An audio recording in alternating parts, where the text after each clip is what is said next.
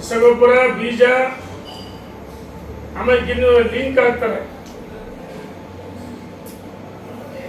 ತಗೊಂಡು ಇದನ್ನು ಕೊಡ್ತೀವಿ ಅದು ಕೊಡ್ತೀವಿ ಅಂತ ಲಿಂಕ್ ಮಾಡ್ತಾರೆ. ಜನಕ್ಕೆ ಅವಶ್ಯಕತೆ ಇಲ್ಲದೆಲ್ಲ ಲಿಂಕ್ ಆಗಿದ್ರೆ ಯಾರು ತಗೊಂತಾರೆ? ಸಾರ್ವಜನಿಕರಿಗೆ ಯಾವ್ದು ಅವಶ್ಯಕತೆ ಇದೆ? ರೈತರಿಗೆ ಪ್ರಾರಂಭದಲ್ಲಿ ಯಾಕೆ ಗೊಬ್ಬರ ಹಾಕ್ಬೇಕು, ಮಧ್ಯದಲ್ಲಿ ಯಾಕೆ ಹಾಕಬೇಕು, ರೈತರಿಗೆ ಗೊತ್ತಿಲ್ಲ ಅದು ಕೊಡ್ಬೇಕು. ಹೋರಾಟ ಮಾಡ್ತೀವಿ ಅಂತೇಳಿ ಎಚ್ಚರಿಕೆಯಿಂದ ಕೊಡ್ತಾರೆ.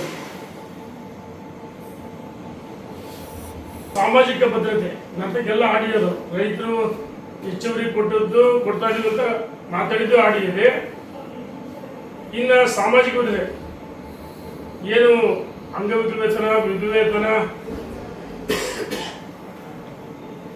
ಸಂಧ್ಯಾ ಸುರಕ್ಷಾ, ಯಾವುದೇ ಮಾಸಾಶನಗಳು 3-4 ತಿಂಗಳ ಬಿಡುಗಡೆ ಆಗಿಲ್ಲ ಅಂತ ಜನ ಕರೆ ಮಾಡ್ತಾರೆ.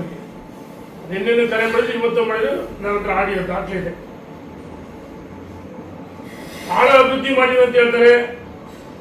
ಎಲ್ಲಿದೆ ಅಭಿವೃದ್ಧಿ ಅನುದಾನ ಹೇಳ್ಬೇಕಲ್ಲ. ಇವರು ಯೋಗ್ಯತೆಗೆ ಬಡವರ ಪಾಲಿನ ಅವ್ರಿಗೆ ಸಣ್ಣ ಪುಟ್ಟ ಆಸ್ಪತ್ರೆ ವರ್ಷಕ್ಕೆ ಹಿಂದೆ ಯಡಿಯೂರಪ್ಪ ನಮ್ಮ ಸರ್ಕಾರ ಇದ್ದಾಗ ಪ್ರತಿ ತಿಂಗಳು ಕೊಡ್ತಾರೆ. ನಮ್ಮ ಸರ್ಕಾರದಾಗ ಬಸವರಾಜ ಬೊಮ್ಮಾಯಿ ಇರ್ಬೋದು, ಯಡಿಯೂರಪ್ಪ ಇರ್ಬೋದು, ಜಗದೀಶ್ ಶೆಟ್ಟರ್, ಸದಾನಂದಗೌಡರು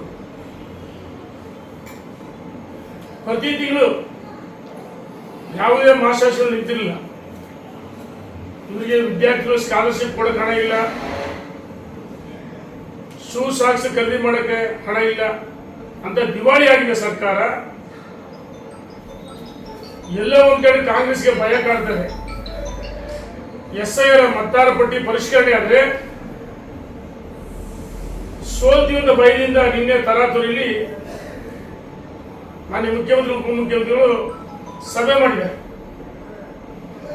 ರಾಜ್ಯ ಸರ್ಕಾರ ನಿಂದಿದೆ, ಕೇಂದ್ರ ಸರ್ಕಾರ ಹಿಂದೆ ನಿಮ್ಮ ಸರ್ಕಾರ ಇದ್ದಾಗ ಕೇಂದ್ರದಲ್ಲಿ ನಿಮ್ಮದೇ ಸರ್ಕಾರದ ಅನೇಕ ಬಾರಿ 5-6 ಬಾರಿ ಮತದಾರ ಪಟ್ಟಿ ಪರಿಷ್ಕರಣೆ ಆಗಿದೆ. ಈಗ ವಿರೋಧ ಮಾಡ್ತೀವಿ. ಅಕ್ರಮ ವಲಸಿಗಾರರು ಅಕ್ರಮವಾಗಿ ಕೆಲವರು ಮತದಾರ ಪಟ್ಟಿಯಲ್ಲಿ ಸೇರಿಸಿದರೆ ಅದನ್ನು ತೆಗೆದಾಕ್ತಕ್ಕಂಥ ಕೆಲಸನ ಕೇಂದ್ರ ಸರ್ಕಾರ ತನ್ನ ಕರ್ತವ್ಯವನ್ನು ಮಾಡಿದ್ರೆ ಸೋಲಿನ ಭೀತಿಯಿಂದ ನಿನ್ನೆ ಕಾಂಗ್ರೆಸ್ ಸಭೆ ಮಾಡಿದ್ದಾರೆ. ಆಯ್ತು, ಅಧಿಕಾರಿಗಳು ನಿಮ್ಮವರೆಲ್ಲ ರಾಜ್ಯ ಸರ್ಕಾರದಲ್ಲಿ ಅದರ ಜಾಗೃತಿ ವಹಿಸಿ ಯಾರು ಮಾಡಂತಾರೆ? ಸೋಲಿನ ಭಯದಿಂದ ಕಾಂಗ್ರೆಸ್ನವರು ಈ ಮತದಾರ ಪಟ್ಟಿ ಪರಿಷ್ಕರಣೆ ವಿರೋಧ ಮಾಡ್ತಾರೆ, ಅಪಪ್ರಚಾರ ಮಾಡ್ತಾರೆ. ಸೋಲಿನ ಭೀತಿ ಕಾಡ್ತದೆ. 2022 ಚುನಾವಣೆ ಪೆಟ್ರೋಲ್ ಡೀಸೆಲ್ ದರ ಅನಗತ್ಯವಾಗಿ ಇವರು ಗೊಂದಲ ಸೃಷ್ಟಿ ಮಾಡ್ತಾರೆ. ರಾಜ್ಯ ಸರ್ಕಾರ ಹೆಚ್ಚುವರಿ ಟ್ಯಾಕ್ಸ್ ಅದನ್ನು ಕಡಿಮೆ ಮಾಡಿ,